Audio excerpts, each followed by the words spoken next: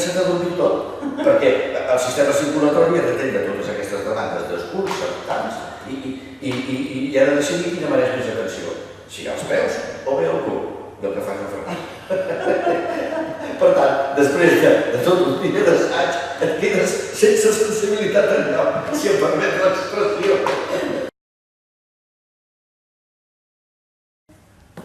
Aquesta obra Afterplay de Brian Friel és una obra curteta, intensa, amb molta sensibilitat. És una obra txekhoviana, inspirat en les obres de Txékhov, perquè Brian Friel és un amant de Txékhov. De fet, aquest autor irlandès, que és importantíssim, que ha fet obres molt maques i ha traduït i ha adaptat moltes obres de Txékhov en anglès, i a més ha tingut molt contacte amb Rússia, hi ha anat moltes vegades, vull dir que tenen molta entesa. I suposo que d'aquesta manera li he fet un homenatge a Txékhov. Diu, doncs jo ara faré una obra inspirada amb la seva manera de tractar els personatges. Els personatges de Txékhov sempre parlen de sentiments i aquesta cosa és el que ens els fa tan pròxims. O sigui, veurem una situació que podria ser molt, que t'hi pots trobar molt identificat, perquè parlen persones de sentiments, de sensacions de vida. Hi ha ironia, hi ha tristesa, hi ha melancolia, hi ha solitud, hi ha esperança, un bri d'esperança, hi ha també una cosa que costa molt a la gent, que és treure's el passat de sobre. Però amb aquest trajecte tan curt veus tota la gamma de sensacions de les relacions amb les persones. I després també és l'oportunitat, també ens fa obrir una mica els ulls, l'oportunitat que dona trobar-se amb algú i que pot canviar, potser pot canviar la teva vida.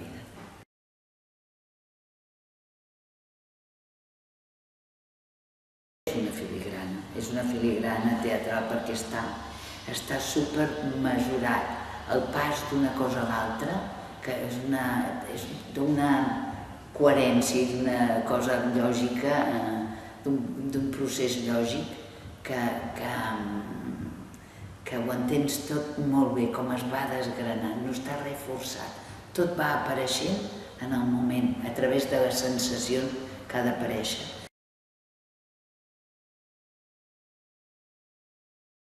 Aquesta cosa de donar oportunitat a la gent que no es pot explicar, perquè sempre que només diuen 2 o 3 frases a l'obra, és una cosa molt intel·ligent, molt poètica també.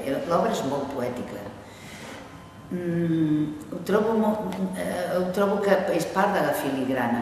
I la filigrana aquesta de juntar 2 personatges que passen més o menys desapercebuts a l'obra, a les seves obres, perquè no són els protagonistes, és la part de l'invent. I com que això ja és un invent, no hem volgut fer un invent, haguéssim pogut fer aquesta obra en plan modern, penjar-la d'aquí o posar-la en un ambient. No, ens hem volgut cenyir al que diu l'obra, perquè l'escrit d'aquesta obra ja és l'invent. I fer-la ja és l'invent, no calia fer coses així com hi ha gent que diu per què no te l'aproximes, no la feu passar, no sé, ara, als anys, el 2013. No cal, perquè està ja tan ben escrit, la filigrana ja està feta, que no cal fer-ne més.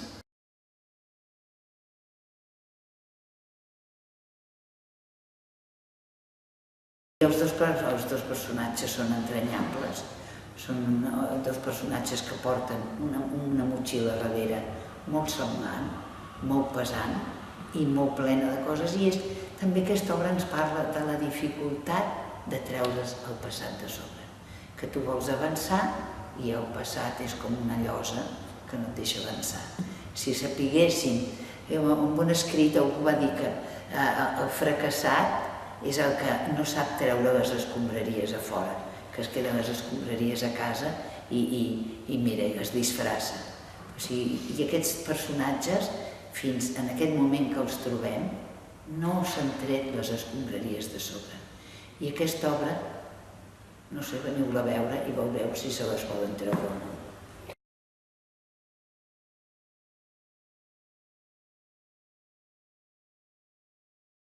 És d'avui en dia, vull dir, ens hi sentim molt pròxims, perquè la Sònia l'acaben de desnonar.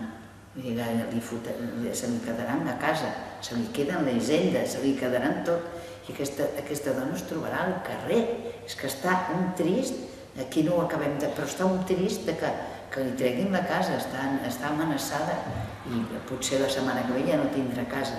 Vull dir que és una situació bastant coneguda actualment i veus quina sensació produeix a les persones, en quin estat et quedes quan no tens ja ni casa.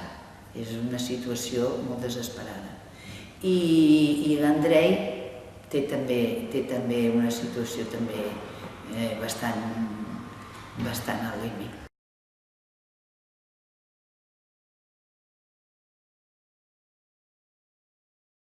Home, jo crec que els he pogut ajudar perquè, com que sóc actriu i sé què costa o a vegades que no trobes... O sigui, el meu objectiu ha sigut donar-los eines o estimular-los perquè ells trobin les sensacions i la situació i els recursos i les imatges per poder portar aquella frase, aquell moment, aquella situació. Més que una conversa, aquesta obra és un diàleg. No només, és un diàleg, perquè realment s'escolten. Una a l'altra s'escolten. Són dues persones que generalment no tenen ningú que se'ls escolti i aquí s'escolten. I la meva feina ha sigut això, he fet més que de directora, de coach una mica, anar-los explicant. Això, mira, et podria ajudar aquesta imatge, aquest exemple, o sigui, posar una mica amb safata les coses perquè els siguin més fàcils.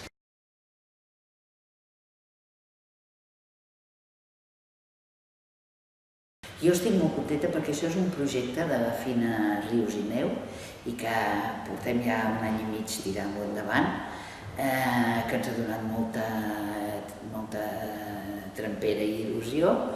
He tingut l'oportunitat de fer-ho amb el Pep Ferrer, que va ser una disfrutada, i ara tinc una altra oportunitat fantàstica de fer-ho amb el Toni Sevilla, que a més vam fer amb ells unes 3 germanes. Jo era l'Olga, vull dir que és una obra que me la conec molt bé, i ell feia el Soleoni, que encara me'n recordo que feia bromes, em feia bromes.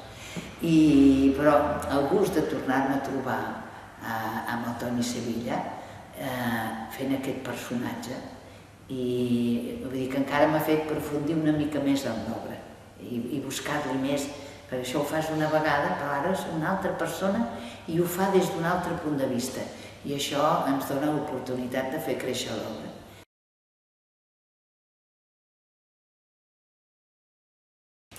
Home, passaran uns bons moments, jo crec que, a més, aquesta obra és que no se't fa estranya perquè es van passant per moments que ho pots reconèixer, i sobretot la gent que hem viscut una mica, que ja portem uns quants anys passejant-nos per aquest món, entenem perfectament la situació, anem veient moments molt reconeixibles, no exactament, però això ho reconeixes, aquesta sensació també la reconeixes, vull dir que estàs a prop, te'ls sents a prop. I també es dona la sensació que és com si estiguessis a un bon bar i tu estàs, tal com serà l'Aurora, tu estàs a la taula del costat i estàs presenciant una conversa de dues persones que la pots seguir del principi al final, que és una mica d'espieta, és íntim, voyeurs totalment, de sensacions, d'emocions, voyeurs d'emocions. Ens agrada molt poder anar a Igualada, poder-ho compartir, a més aquest teatre que teniu així, que és íntim, que ens veurem, que gairebé ens sentirem respirar, i jo crec que serà molt.